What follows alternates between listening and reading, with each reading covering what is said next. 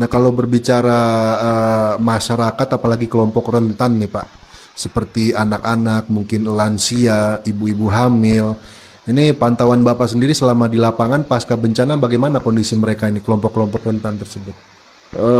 Ini menjadi perhatian ya.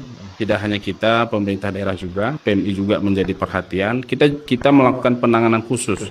Kita memiliki data asesmen yang kuat terhadap kelompok rentan tersebut, dan kita juga memiliki by name, by phone.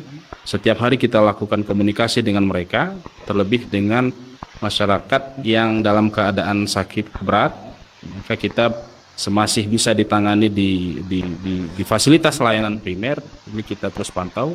Ketika ini harus dirujuk ke fasilitas layanan lanjutan, maka kita juga siap untuk melakukan proses itu. Terlebih wanita hamil juga kita lihat perkembangannya, kita lakukan by phone mengenai kondisi ibu hamil tersebut.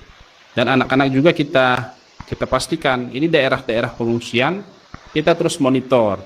Karena yang paling banyak penyakit di daerah pengungsian itu pertama adalah mengenai air, ya, kebersihan air, dan ini berpengaruh terhadap kebiasaan masyarakat tersebut.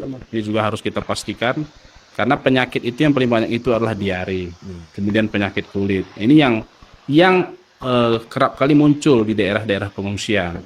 Maka kita di beberapa tempat kita sudah lakukan namanya program water treatment, dan juga kita memiliki truk tangki yang terus bergerak memasuki rumah-rumah warga yang membutuhkan air bersih. Begitu juga dengan di fasilitas umum, katakanlah di tempat sekolah, di pesantren, kita terus melakukan distribusi air bersih. Karena ini penting, dan ini kaitannya dengan kesehatan, ini sangat penting untuk air bersih.